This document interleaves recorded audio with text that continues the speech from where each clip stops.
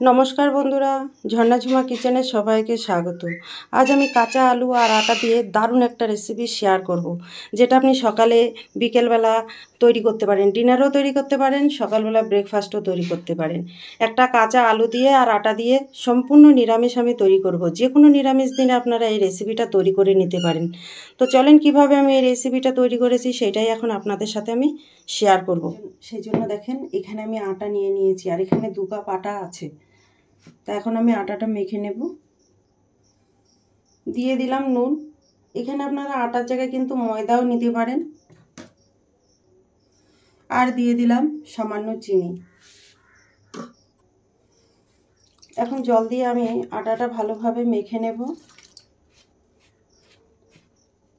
আটা একদম সফট করে কিন্তু মেখে নিতে হবে।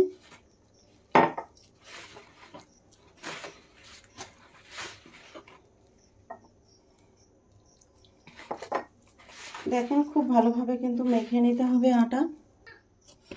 দেখেন আটা কিন্তু আমার ভালোভাবে মাখা হয়ে গেছে, আর কতটা সফট করে মেখেছি দেখেই বুঝতে পারছেন। দেখেন, তা এখন এই আটাটা আমি ঢেকে রেখে দেবো সাইডে। দেখেন আমি সাইডে ঢেকে রেখে দিলাম। এখানে দেখেন আমি 2টো আলু নিয়ে নিয়েছি, আর আলুগুলো খোসা ছাড়িয়ে নিয়েছি। তো এখানে এখন আলুগুলো আমি একটু গ্রেট করে নেব। দেখেন এখানে ছোট সাইজের গ্রেটারটা আমি নিয়েছি।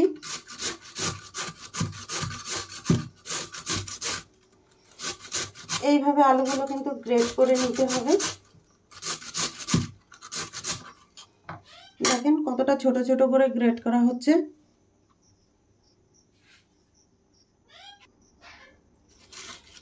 দেখেন 2টো আলুকেই আমি গ্রেট করে নিয়ে নিয়েছি।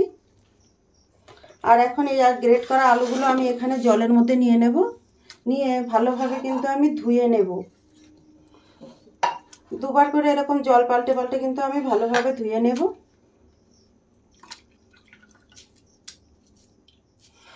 জল থেকে এইরকম ভাবে চিপে চিপে কিন্তু তুলে নিতে হবে আলুগুলো। দেখেন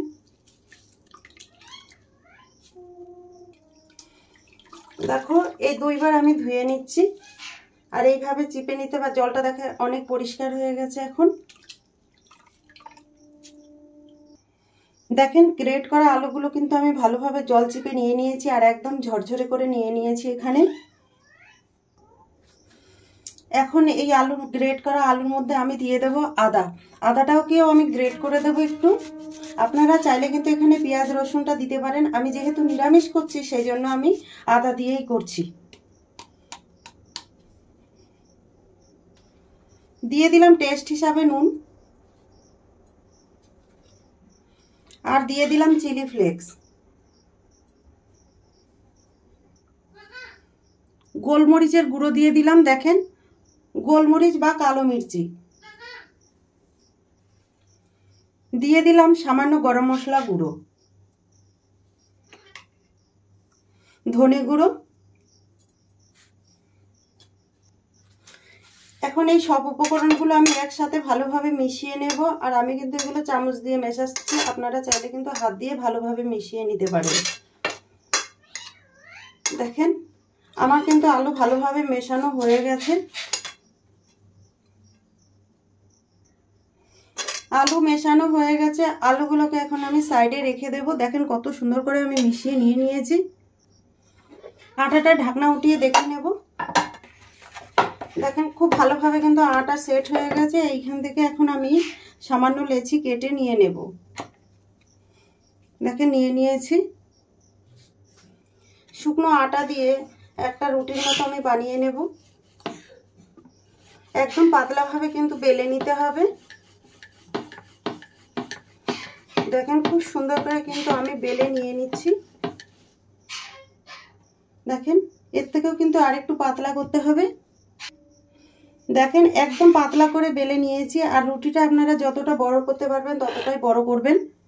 তো এখন আমি এই গ্রেট করা আলুটা আমি দিয়ে দিচ্ছি। যে আলুটা আমি গ্রেট করে মশলা মাখিয়ে নিয়েছিলাম সেই আলুগুলো দিয়ে দিচ্ছি। এখন দিয়ে ভালোভাবে রুটির উপর এইভাবে কিন্তু আমি ছড়িয়ে দেব।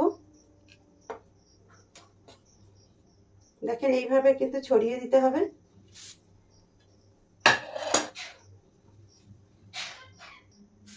সম্পূর্ণ রুটির মধ্যে কিন্তু এইভাবে ছড়িয়ে দিতে হবে। এখন আমি রুটিটাকে ফোল্ড করে দেব। এই দিক থেকে একবার ফোল্ড করে দিচ্ছি আর এই দিক থেকে একবার ফোল্ড করে দেব।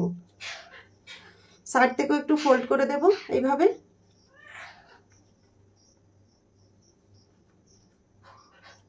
দেখেন তৈরি হয়ে গেছে আমার একটা। দেখেন কত সুন্দর হয়েছে না? এইভাবে আমি সবকটা বানিয়ে নেব।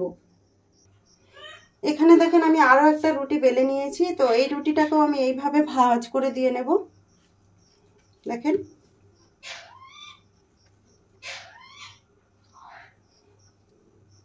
কত সুন্দর ভাঁজ হয়ে গেছে, দেখতেই পাচ্ছেন।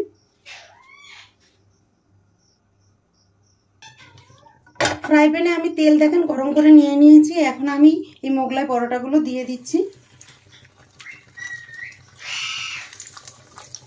আর খুব কম তেলেই কিন্তু ভাজা হয়ে যায়। এই মোগলাই পরোটাকে কিন্তু এখন উল্টে পাল্টে ভালোভাবে ভেজে নিতে হবে।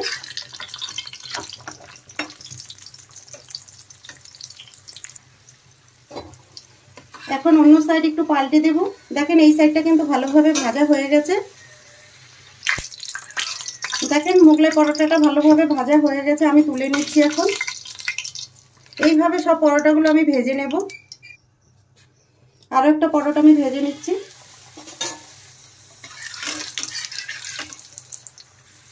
এই পরোটাটাও ভাজা হয়ে গেছে। দেখেন মোগলাই পরোটাগুলো কিন্তু আমার বানানো হয়ে গেছে।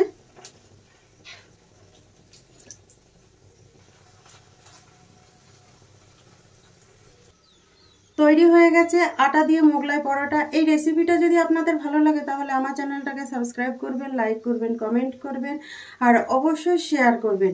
আর দেখেন কতটা সুন্দরভাবে মোগলাই পরোটাটা তৈরি